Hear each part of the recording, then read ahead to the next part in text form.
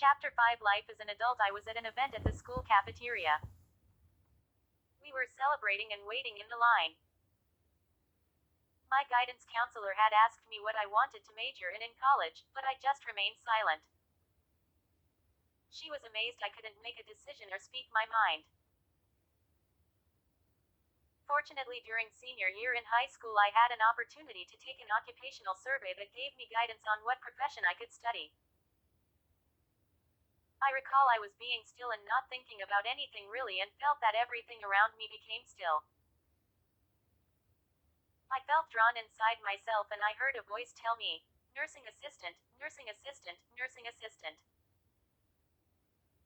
Not too long after that, a teacher I admired asked what I wanted to become and I told him nursing assistant. I told him of my spiritual experience. It would be a few years before I embarked on that journey. Oftentimes as a nursing assistant I worked evening shifts from 3 p.m. to 11:30 p.m. On one occasion I decided to catch a taxi cab. The cab driver asked if I was an angel. On the day shift, the nursing home oftentimes had contracts with several businesses. These businesses had nursing assistants working for them as contract employees. One time a friendly nurse assistant offered to take me home. As he drove in the car, I was trying to lead him. At the time I lived in Silver Spring, Maryland. Their area was close to the cities, Washington, D.C., Tacoma Park, and Adelphi. I saw an invisible hand point in the direction of left which would have led me to the correct street I lived on, but I didn't tell the driver. He must have understood me. I sat uncomfortably in my seat. I just saw an invisible hand guiding me as if the hand was helping me to know how to get home in an automobile.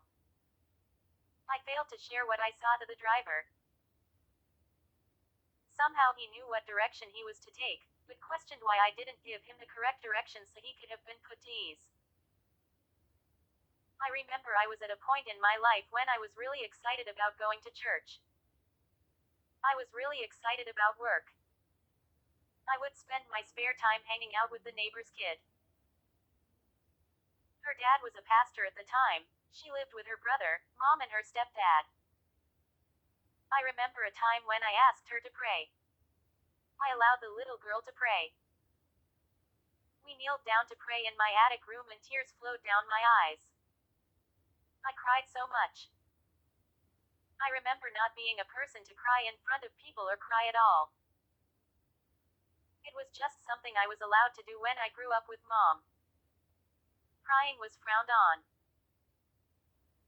When I asked someone about my experience, she mentioned children are pure, and this young girl had something very special about her. She loved God and prayed often. She took God very seriously and never tolerated my jokes I made about God. I remember we had a Guatemalan youth come to our church. He was a revered leader in his home country and spent some time in the state of Maryland. He was well versed in the scriptures and flowed in the gift of knowledge, wisdom, and prophecy. During a particular time he had asked for the pastor's permission to stay at the church for 3 days. I remember on one of the days he was there, I saw him in a vision. And in the vision I knew I had to wake up and pray. He informed close friends about his experience. The church needed to repent. We weren't living ways that pleased God and it was necessary to amend our ways before God. Sometime later I had a dream.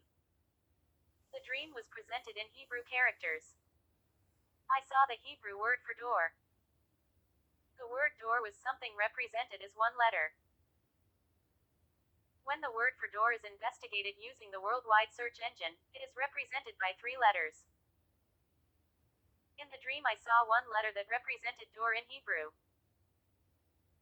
The dream unfolded in the interpretation to what it may have represented. The door was open and I saw door to finances, door to health, and door to friends. In the dream I was given the immediate interpretation these were areas of my life that I needed to improve on. At the time I didn't think to share it a mentor but reached out to professors who taught Hebrew at a prestigious university. Despite emails and calls, none of the three professors reached out to me. I don't know why I reached out to them. I guess I was excited. I had a dream with Hebrew letters and became happy. I started to become super focused on the Hebrew language and study the Bible in English, Greek, and Hebrew. I had a dream of a father and a son. The son was a small boy. The father had given me the impression Hebrew is an ancient language and not something to be explored. I didn't bring the dream in prayer before God or ask people at church that were versed in dreams what the dream could have meant. It would be years till I had the opportunity to study the Hebrew language, to visit Israel virtually through artificial intelligence goggles and take biblical Hebrew classes.